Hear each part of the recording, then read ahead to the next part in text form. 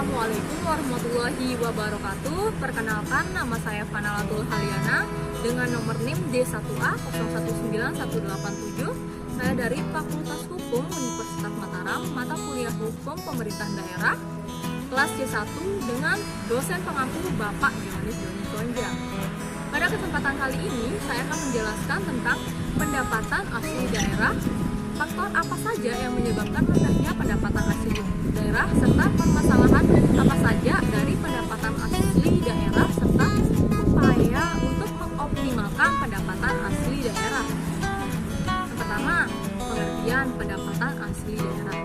Undang-Undang Nomor 23 Tahun 2014 tentang Pemerintahan Daerah menjelaskan bahwa pendapatan asli daerah atau PAD merupakan penerimaan yang diperoleh dari sumber-sumber dalam wilayahnya sendiri yang kemudian dipungut berdasarkan peraturan daerah yang sesuai dengan peraturan perundang-undangan yang berlaku. Menurut Undang-Undang Nomor 33 Tahun 2004, sumber pendapatan asli daerah antara lain yang pertama, hasil pajak daerah, yaitu pungutan yang dilakukan oleh pemerintah daerah kepada semua objek pajak seperti badan atau orang, benda bergerak atau tidak bergerak. Yang kedua, hasil retribusi daerah, yaitu pungutan yang dilakukan sehubungan dengan suatu fasilitas atau jasa yang berlaku oleh pemerintah daerah secara nyata dan langsung. Ketiga, hasil pengelolaan kekayaan daerah yang dipisahkan antara lain yang pertama, bagian laba atas penyertaan modal pada perusahaan milik daerah atau BUMD. Yang kedua, bagian laba atas penyertaan modal pada perusahaan milik pemerintah atau BUMN. Yang ketiga, bagian laba atas penyertaan modal pada perusahaan milik swasta atau kelompok usaha masyarakat.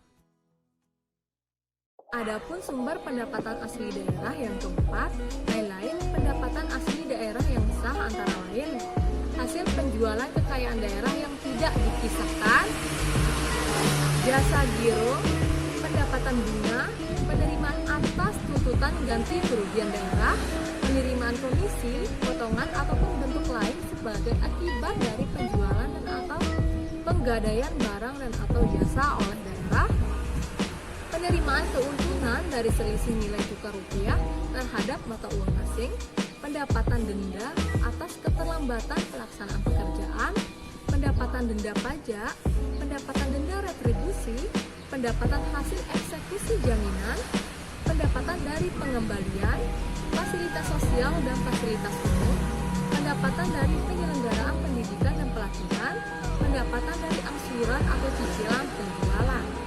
Pendapatan asli daerah atau PAD belum bisa diandalkan sebagai sumber pembiayaan utama otonomi daerah kabupaten kota disebabkan oleh beberapa hal. Yang pertama, relatif rendahnya basis pajak atau retribusi daerah.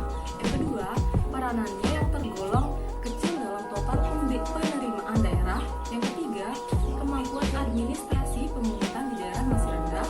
Yang keempat, kemampuan perencanaan dan pengawasan keuangan yang lemah. Adapun faktor-faktor penyebab rendahnya pendapatan asli daerah atau PAD menurut Napsi Hartoyo 2017, yang pertama, kurangnya kepekaan daerah dalam menemukan keunggulan budaya dan potensi asli daerah.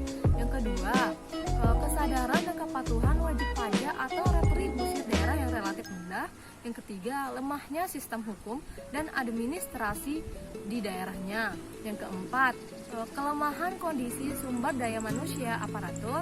Yang kelima, kekhawatiran birokrasi akan kegagalan dalam menjalankan programnya. Yang keenam, ketidakoptimisan akan hasil yang mungkin dicapai. Yang ketujuh, seringkali pengeluaran biaya yang digunakan untuk menjalankan program dinaikkan atau markup sejak awal pada setiap anggarannya. Padahal, jika sejak awal penganggaran biaya program diefektifkan sehemat mungkin, maka sisa yang ada dapat digunakan untuk menjalankan program lainnya dalam peningkatan kualitas pelayanan publik. Adapun permasalahan dari pendapatan asli daerah atau PAD, penyebab pertama, umumnya pemerintah daerah belum mampu mengidentifikasi potensi sumber pendapatannya. Yang kedua, sebagian besar pemerintah daerah belum dapat mengoptimalkan penerimaan pajak daerah, penerimaan retribusi daerah, dan bahkan sampai penerimaan dari hasil kekayaan daerah yang dipisahkan sesuai Undang-Undang Nomor 33 Tahun 2004 tentang perimbangan keuangan pusat dan daerah. Yang ketiga, daerah masih menganggap bahwa rendahnya pendapatan PAD sebagai akibat dari ruang gerak yang terbatas untuk mengoptimalkan penerimaan pajak daerah dan retribusi daerah sebagaimana diatur dalam Undang-Undang Nomor 28 Tahun 2009. Daerah melihat banyak jenis dan objek pajak serta retribusi yang masih dapat diterapkan tetapi tidak diperbolehkan oleh undang-undang. Yang keempat, daerah masih melihat bahwa potensi pendapatan pajak yang besar masih diatur oleh pusat, yaitu pajak penghasilan, pajak pertambahan nilai, dan pajak pokok.